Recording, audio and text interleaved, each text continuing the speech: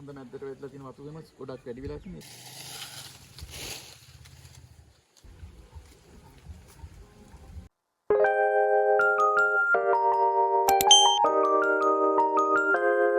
අතන බලන්න මේ ගහ කප්පාදුව පරක්කු වෙච්ච ගහක්.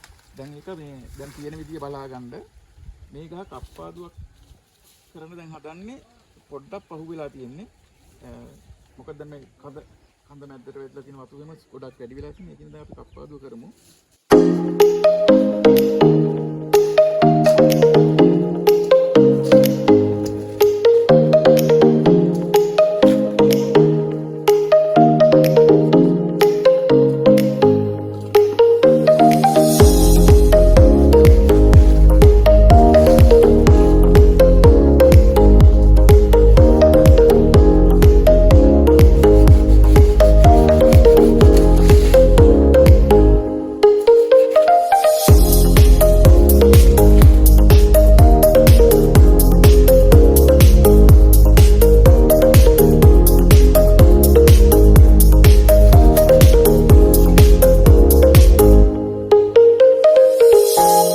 කප්පාදුවෙන් පස්සේ දැන් කප්පාදු කරලා ඉවරයි.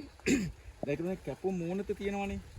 මේ කැපුම් මූණත මේ අපි ඔතෙන්ට දිලීර නාශක කාලේප කරනවා. ඒ වගේම තමයි මේ දිලීර නාශකයෙන් බලාපොරොත්තු වෙනවා ගහට දිලීර හානියක් වෙන්නේ නැහැ කියලාත් හිතනවා. ඊගාවට අනිවාර්යයෙන් මේ ගහේ පොතු වලේ ආපහු මේ යථා තත්ත්වයටපත් වෙලා මේ තුවාලේ සුව වෙනවා ගහේ. ඊට පස්සේ යා එතන ඉක්මනින්ම තුවාලේ වහ ගන්න. ඒ නිසා තමයි අපි මෙන්න මේ කාලේප කරන්නේ. අපි මේ කාලේප කරනවා. ඒ ආලේපනය මේ විදිහට තමයි ආලේපනය ගන්නෙ. ඒකට අපි පොඩි උපකරණ කතා තියෙන පොල් එල්ලක්. පොල් එල්ලකින් හදලා මේ විදිහට අපි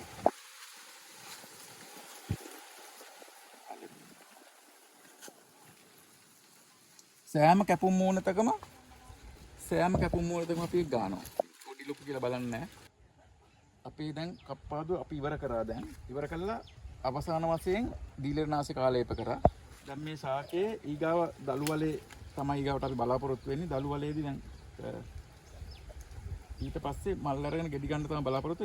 දැන් අපි අද දවසේ මේකට පොහොරේ දීම කරනවා. මම පොහොරේ දීම ඊළඟ වීඩියෝ එකකින් කියන්න බලාපොරොත්තු වෙනවා.